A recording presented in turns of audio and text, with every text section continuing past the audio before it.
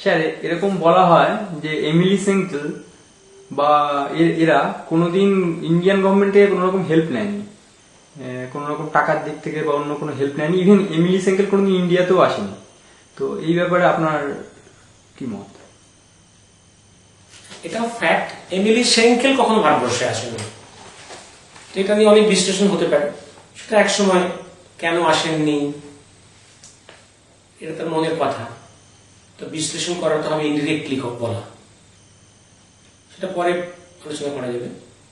আর তিনি বা তার মেয়ে টাকা কখনো নেননি, এইটা চট করে উত্তর দেওয়ার থেকে বরং কিছু ডকুমেন্টস তুলে দেওয়াটাই সব থেকে ভালো। দেখা যাচ্ছে আমরা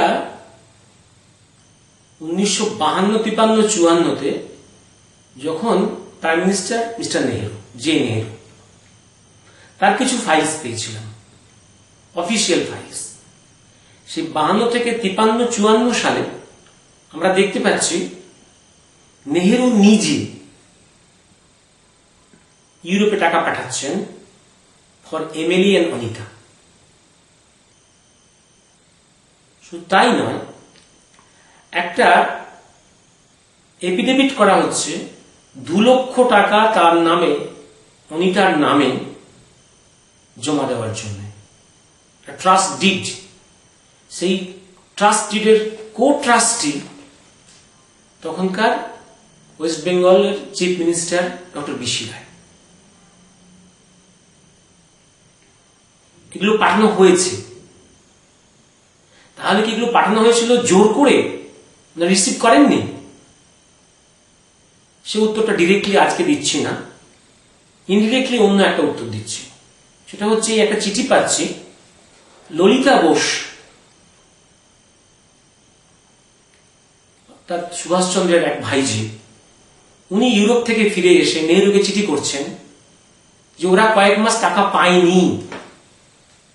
তখন নেহরু মিনিস্ট্রিতে খোঁজ খবর নিচ্ছেন টাকা কেন পাঠানো হয়নি। এবার ভারতবর্ষের জনগণ, বাংলার জনগণ, আপনারই বিচার বিশ্লেষণ করুন। এমিলি এবং অনিতা টাকা চেয়েছিল কিনা, টাকা পেয়েছিল কিনা, নেহরু টাকা পাঠিয়েছিলেন কিনা, এবং ওদের 2 মহিলার টাকা পাওয়ার আগ্রহ ছিল কিনা। যদি, কারণ এই ফাইলসে টাকা কোনো ফেরত এসছে এরকম রেকর্ডস নেই। যদি প্রথম টাকা যদি ফেরত আসতো তাহলে পরের মাসে টাকাগুলো যেত না, বা পরের ড্রাফটগুলো যেত না। তাহলে ফ্রম 1952 থেকে 54 যখন পরপর গিয়েছে, নিশ্চয়ই আর্লিয়ার ক্যাশগুলো রিসিভড হয়েছিল, নাহলে পরে যেতে পারে না। আর 54 এর পরের ডকুমেন্টস আমরা পাইনি, তাই কোনো কমেন্ট করছি না। আর ললিতা বোস যখন চিঠি করেছে নেহরুকে, টাকা পায়নি তারা, এইটা এমিলি বা অনিতা যদি না বলে ললিতাকে, তাহলে তো ললিতাকে লিখতে পারে না। তাহলে না পেয়ে যদি বলতে পারে ললিতাকে, তাহলে বুঝতে হবে টাকা পাওয়ার আগ্রহ নিশ্চয়ই ছিল। না পেয়ে যখন কমপ্লেন হয়েছে বা যখন বলেছে, তখন টাকা পাওয়ার আগ্রহ এক্সপোজড।